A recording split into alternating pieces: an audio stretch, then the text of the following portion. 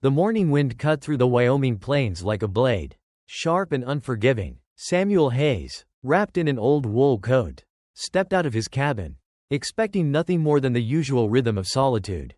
20 years of ranching had taught him to rise with the sun, tend to the animals, and keep to himself. Peace came in silence, and he'd grown used to it, even when it felt like a prison made of open land and regret.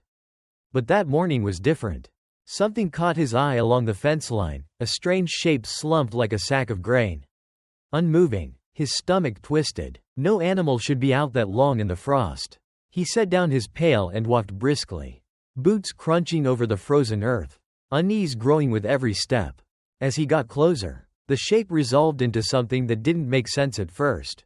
A dress, a small body, rope tied tight around thin wrists, digging deep enough to leave raw burns.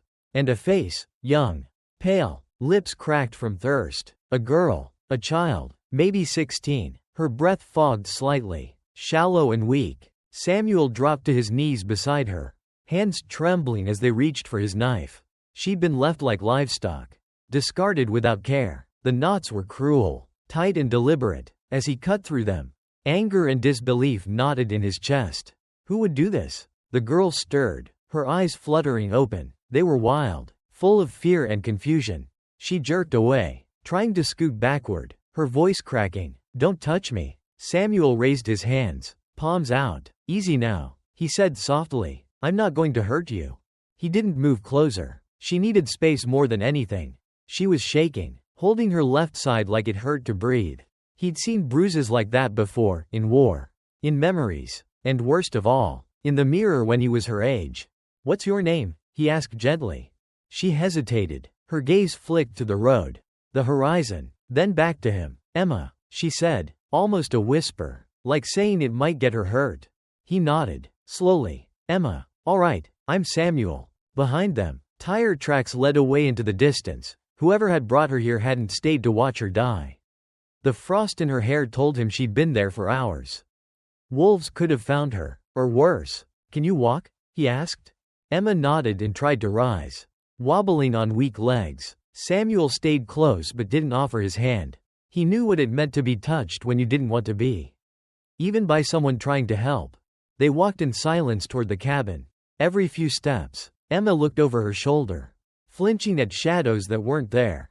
Samuel recognized the signs. She was watching for someone to come back, not with hope, but with terror. Inside, she sat at his table, ramrod straight, ready to bolt. Samuel poured water from a jug into a tin cup and set it in front of her. "Slow sips," he said. Her hands trembled so badly the cup rattled against her teeth.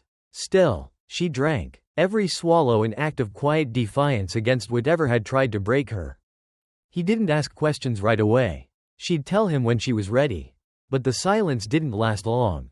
"He's coming back," she said suddenly, eyes fixed on the door. Samuel tensed. "Who?" "My father," she said. The words landed like a punch. Samuel's jaw clenched. He'd spent most of his life trying to forget his own father. A man who believed children were burdens meant to be beaten down or traded away. And now, here was a girl, half dead on his land, with the same haunted look he used to see in the mirror. "Come on," he said quietly. "Let's get you warm." But he knew this wasn't over. The tracks outside, the fear in her voice. Someone had hurt her and wasn't done trying.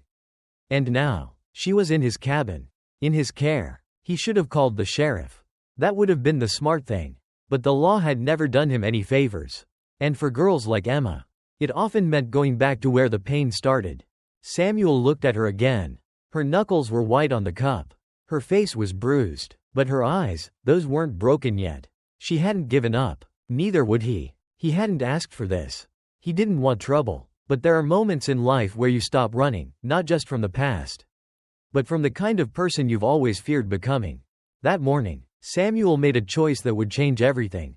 He chose to care, and that, he knew, would cost him. But for the first time in 20 years, he didn't feel alone. Blank. Blank. The fire cracked softly in the hearth, but the warmth didn't touch the chill in the room. Samuel sat across from Emma, his weathered hands wrapped around a tin cup of coffee he wasn't drinking. Emma huddled in a blanket, her eyes fixed on the flames as if they might burn away everything she'd been through. She hadn't said much, just enough for Samuel to understand that the man who tied her to his fence wasn't a stranger. He was her father. That word landed with a weight Samuel knew all too well. My father, Emma had said, and that was enough. He didn't need the details yet. He'd lived them, felt them. He studied her in the flickering firelight, bruises peeking from under the sleeve of her dress. Her left arm wrapped tightly around her ribs. The way she flinched at sudden sounds. It was like looking into a mirror of his past. The same fear, the same guarded silence. She was holding it all in, waiting for the next blow. Samuel knew that silence. He'd carried it for years. Even after the bruises faded. He finally broke the quiet. He hurt you, didn't he? Emma's eyes didn't move from the fire. He said I wasn't worth the debt anymore. That I'd bring shame. Her voice didn't tremble. That scared Samuel more than if she'd cried. The numbness of it, the calm, practiced way of speaking like pain was just something you got used to. He left me out there for the wolves. Samuel's hand clenched around his cup. You were payment, he said, barely above a whisper. Emma nodded, but then he changed his mind. Decided dying out there would be easier than facing Devlin if he found out. Samuel didn't ask who Devlin was. Not yet. His chest ached, a slow burning anger pressing in from all sides. Not just at the man who left her. At the world that made it possible. He took a breath. I know what it's like, he said. Emma glanced at him for the first time in a while. Her gaze uncertain. My father sold me when I was 15. Gambling debt. Man named Crawford took me. Said I was his now. Emma's lips parted slightly. She didn't speak, but the look in her eyes shifted. Something cracked in the wall she'd built around herself. I spent 2 years with him. Samuel continued. No one came looking. No one cared. When I finally ran, I swore I'd never let anyone have that kind of power over me again. He turned his cup slowly in his hands. I thought if I stayed out here, far away from people, I'd be safe. That maybe if I kept quiet, no one else could hurt me. And I wouldn't have to watch anyone else get hurt, either. The words hung heavy in the air. Emma looked down at her hands. They were trembling. I used to count the bruises, she said suddenly, like it was math, like maybe if I got to a certain number, it would stop. Samuel felt a tightness in his throat. It doesn't work that way, he said quietly. I know, she whispered. The room was silent again. But it wasn't empty. It was full of the invisible weight of what they both had lived through. Two people connected not by blood, but by pain, and the long, hard road of survival. Samuel stood slowly and walked to the window. Out on the horizon, dust clouds rolled in. 3 riders, coming fast. You recognize them? He asked. Emma stood too, wincing as she did. She came to the window beside him. One glance, and her face went pale. He's coming back. Your father? She shook her head. Devlin's men. Maybe him too. Samuel watched the riders approach. His jaw clenched. For 20 years, he'd avoided anything that looked like this. Conflict, guns, danger. But today wasn't about his peace. It was about a girl with bruises too fresh, a voice too broken, and a past too cruel. I won't let them take you, he said, not looking at her. You don't even know me. Emma whispered. I don't have to, he replied. When he finally turned to her, his eyes were steady. I know what it feels like to be thrown away, to be treated like you're nothing, and I know what it takes to survive it. Emma looked up at him, her face pale but her eyes brighter than before. No one ever said that to me before, she said. Samuel gave a small, sad smile. Maybe it's time someone did. Blank. Blank.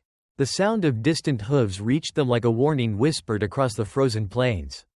Samuel stood on his porch, squinting at the horizon, where a faint dust cloud rolled toward his property. Beside him, Emma gripped the edge of the doorframe, her small frame tense with dread. They're coming, she murmured, more to herself than anyone else. Samuel's silence was heavy. He could count 3 riders. Fast and determined, not wandering cowboys. These men were on a mission. And in his gut, he knew, they weren't here to talk. Inside the cabin, the air felt too still. Samuel checked his rifle, each click of the lever echoing like thunder. Emma sat stiffly at the table, her eyes locked on the door. Barely blinking, her fingers trembled as she clutched a tin cup, the water inside sloshing with every movement. They want me back, she said flatly. My father, he's bringing them. Samuel didn't ask her to explain. The fear in her voice told him everything. She wasn't just afraid, they were. Men like the ones coming didn't knock. They didn't ask. They took. Do you know who they are? Samuel asked. She nodded. He owes money to a man named Marcus Devlin. Dangerous man, he said. Said I was the payment. Samuel's stomach sank. He'd heard that name before. Devlin was the kind of man who didn't need laws to own people. He had bullets, money, and the kind of power that made sheriffs look the other way. Emma's eyes flicked to the rifle leaning against the wall. If I had a gun, she whispered, I wouldn't be this scared. Samuel walked to the corner and pulled open a wooden chest. Inside, he retrieved a smaller Colt revolver. He checked the chamber and handed it to her. Her fingers curled around it like she was touching something sacred, hope. Maybe, or the idea of safety. I've never used one, she said. Then you'll learn. She nodded, her mouth set in a tight line. The sound of hooves grew louder. Samuel stepped outside again. The three riders slowed as they neared the fence, one of them dragging something heavy behind his horse. It wasn't until the wind shifted that Samuel saw it clearly, a dead cow. His cow, its body dragged as a warning, blood crusting in the dirt behind it. It wasn't just intimidation, it was a message. Interfere, and more will die. Inside, Emma watched through the window. She didn't cry, didn't scream, but her hands tightened on the gun. He wants you to see what happens to people who help me, she whispered. Samuel didn't answer. His eyes were fixed on the man in the center, a thick-set rider with a sour grin. That had to be Thomas Garrett, the man who tied Emma to the fence and left her for dead. Garrett's voice cracked through the air. Hayes, I know you've got my daughter in there. She's not your daughter anymore. Samuel called back. You lost that right when you tied her to a post like a broken dog. The man laughed, cold and cruel. That little girl belongs to me until I say otherwise. Hand her over, and no one has to get hurt. Samuel saw movement beside him. Emma had stepped up to the window, the revolver in her shaking hands.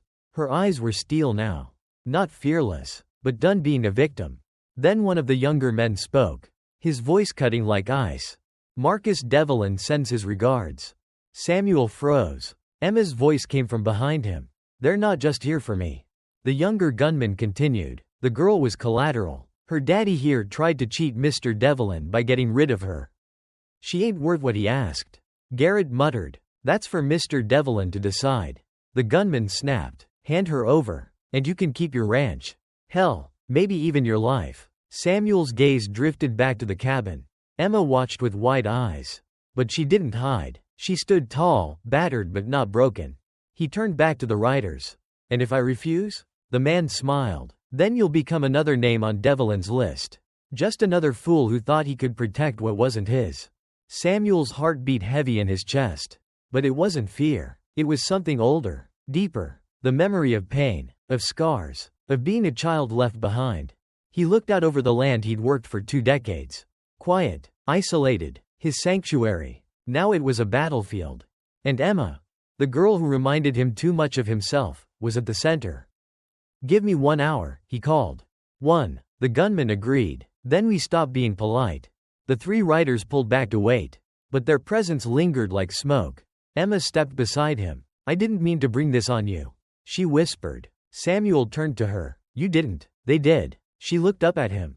Tears threatening but not falling. You should have left me. He shook his head. No, no one should be left like that. Not ever. And in that moment, a girl who had been abandoned, bruised, and sold, saw something she hadn't in a long time, someone who cared. Not for what she could offer, but because she deserved to be cared for. No strains, no debts, just human kindness. Blank.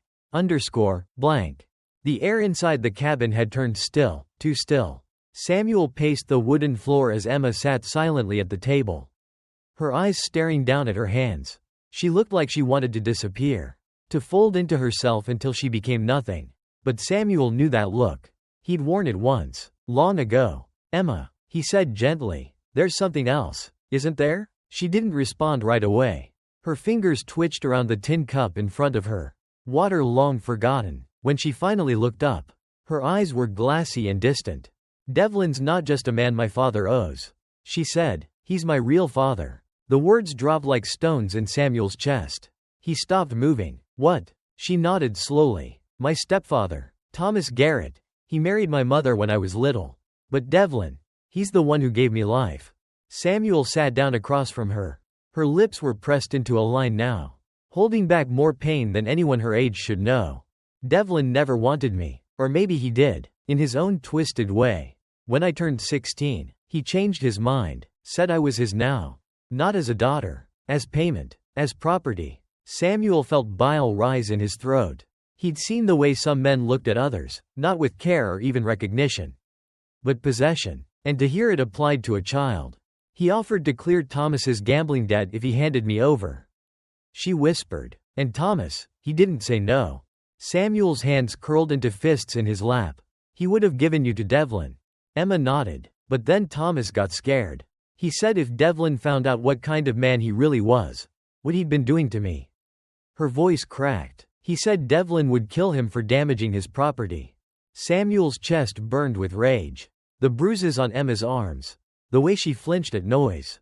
How she winced when she moved. None of it was an accident. It wasn't just neglect. It was years of cruelty.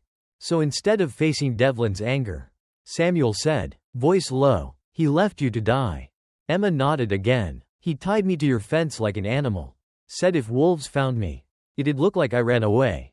Samuel stood abruptly and walked to the window. Outside, the three riders waited, but now, he saw more than danger.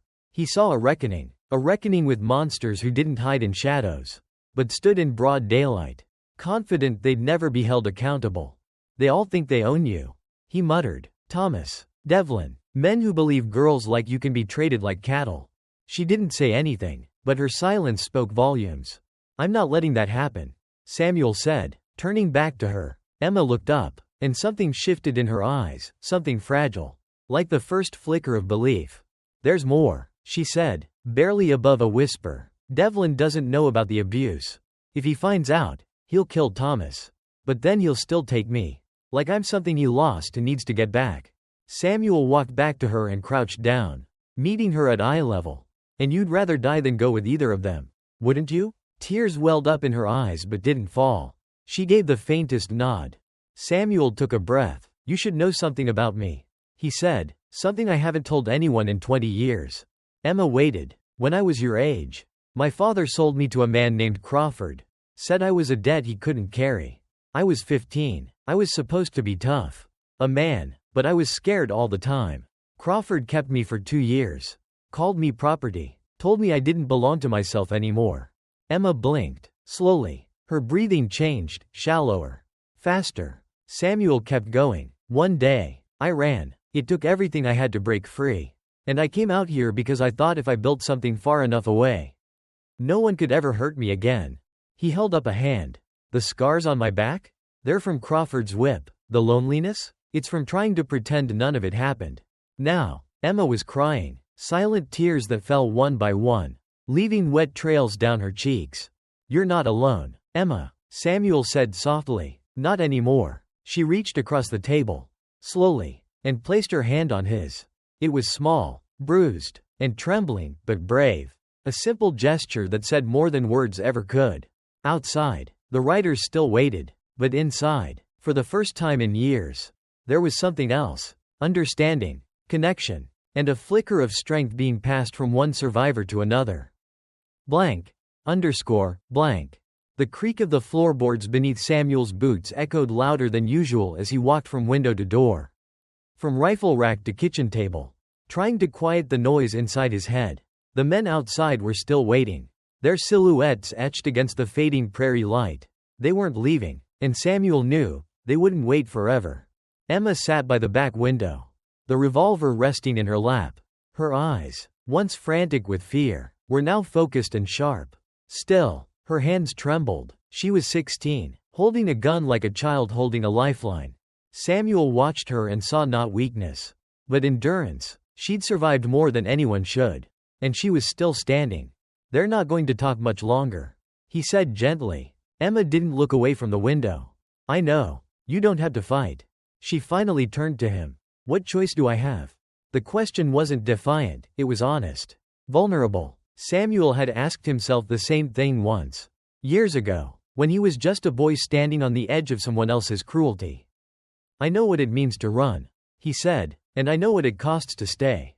He picked up his Winchester, checked the chamber, then placed it on the table. For a moment, he just stood there, staring at it. "I built this place to keep the world out," he said. "Told myself if I stayed quiet long enough, the past wouldn't catch up. But today it came knocking." Emma stood slowly. "Because of me?" Samuel shook his head. "No, because of them. You just made me stop pretending I couldn't see it anymore." He crossed the room, pulled open the gun cabinet, and took out an extra box of ammunition. As he loaded his rifle, the years he'd buried came rising to the surface. Crawford's whip. The silence afterward. The long night spent trying to believe he wasn't broken beyond repair. He glanced at Emma, her jaw clenched tight against the storm she felt rising outside. "I promised myself I'd never be a man who stood by and did nothing," he said. "Not again." Emma's voice was small, but steady. "You won't be." They heard the creak of saddles outside, the impatient snorts of horses, the shift in tension when men prepare for violence. Samuel turned to Emma. "Do you know how to fire?"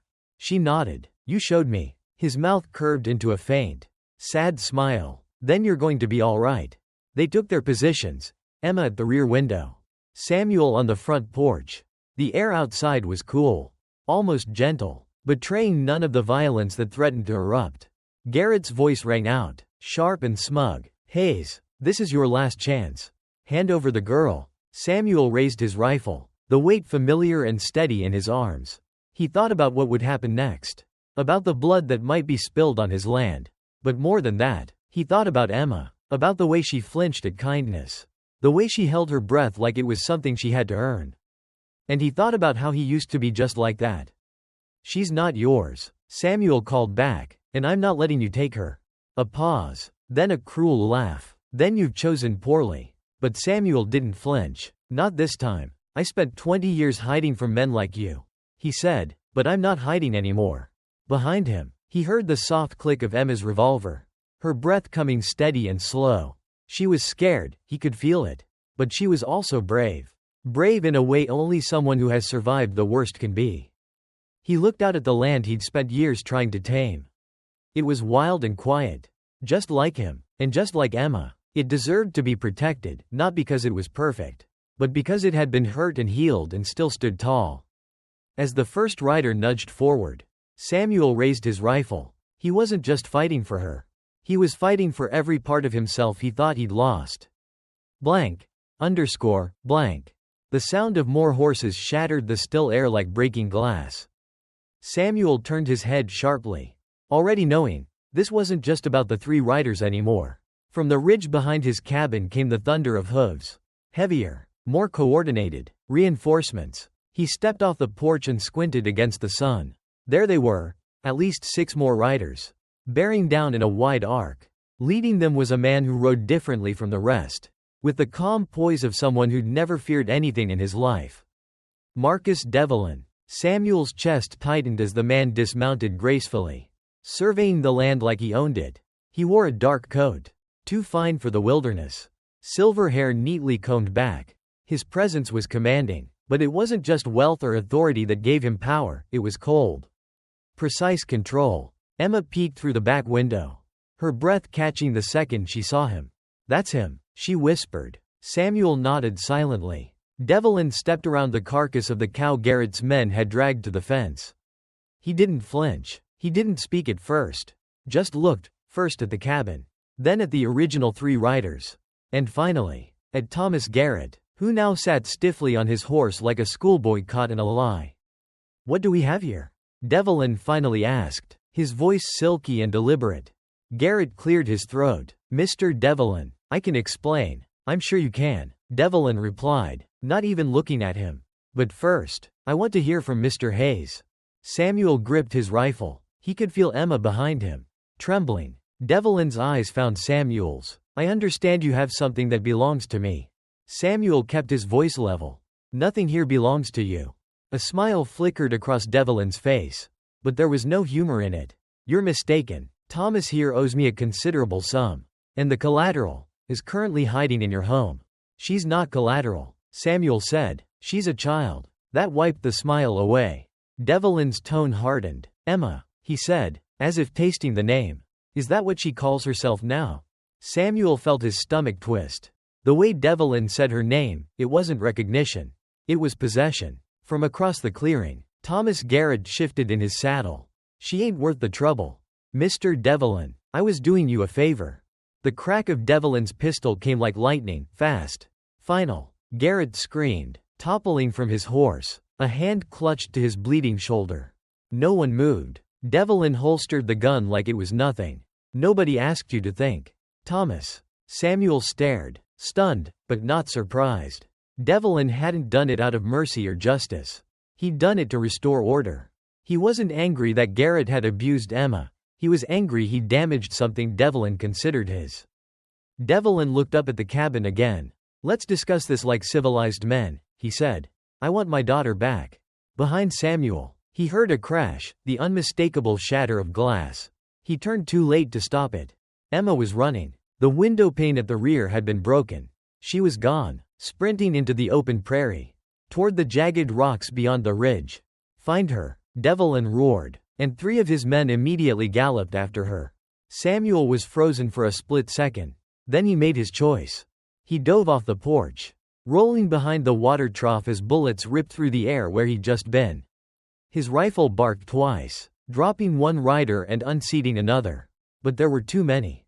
He was outnumbered, surrounded, and there was nowhere left to hide. "Enough." Devlin's voice cut through the chaos. "I want her alive." Silence followed, broken only by the groans of wounded men and the snorting of restless horses. Samuel pressed his back to the trough, panting, counting. 7 men left. 3 had gone after Emma. 4 were still in the clearing, including Devlin. "Hayes," Devlin called. "This is pointless. She can't outrun horses. She has nowhere to hide." Samuel didn't answer. "She's my blood," Devlin continued. "The only family I have left." Samuel risked a glance around the trough. 2 of Devlin's men were flanking him. "What do you want with her?" he shouted. "She's mine," Devlin said. 16 years ago, I made a mistake. I let her mother take her. I won't make that mistake again." Samuel's blood turned cold. This wasn't about money. This was about power, control, a lifetime of guilt twisted into obsession. Then one of the riders returned. "She's in the rocks behind the ridge," the man said. "Got a rifle. She knows what she's doing." Samuel felt a flicker of pride. She'd made it. She remembered everything he'd taught her in the last few hours. Devlin, however, wasn't impressed. "Stubborn girl," he muttered. "Just like her mother." Samuel saw it then. Devlin's hand reaching into his saddlebag. When he pulled it out, Samuel's heart sank. Dynamite. He wasn't bluffing. "Last chance." "Hayes," Devlin shouted. "Tell her to come down, or I blast those rocks to hell." Samuel knew it wasn't just a threat. It was a promise. And for the first time, he saw it not as a rancher, not as a victim, but as a man who had to act. He stood slowly, calling out with all the desperation he felt. "Emma, come down." Her voice echoed back, firm and defiant. "I'd rather die up here." Samuel closed his eyes for a heartbeat. He couldn't let her make that choice. He wouldn't. He opened them again and said the one thing Devlin didn't expect. "You throw that dynamite, and you'll never know what Thomas did to her." Devlin froze. "What truth?" he demanded. Samuel shouted back. "What do you think he's been doing to her for the past 6 years?" The fuse kept burning. Devlin's hand trembled, horror blooming in his face. Samuel dove for him just as the dynamite left his hand. The explosion hit the open prairie harmlessly, shaking the ground but hurting no one. When the dust cleared, Devlin stood in silence, gun drawn, eyes fixed on the man who had betrayed him and abused his child. And for the first time, Samuel saw something resembling remorse in Marcus Devlin's face. Blank. Blank. The dust from the explosion still hung in the air, clinging to every surface like memory. Samuel staggered to his feet, ears ringing, heart pounding. The ground around him was scorched, but the rocks where Emma hid stood firm, untouched. She was still alive, but so was Marcus Devlin. The man stood a few yards away, his fine coat dirtied, a revolver drawn but lowered. His eyes weren't on Samuel anymore. They were locked on Thomas Garrett, who was crawling across the dirt, clutching his wounded shoulder. Trying to escape fate once again. Devlin's voice cut the silence. Thomas, come here. It wasn't a request. Garrett froze, then turned, face pale and glistening with sweat.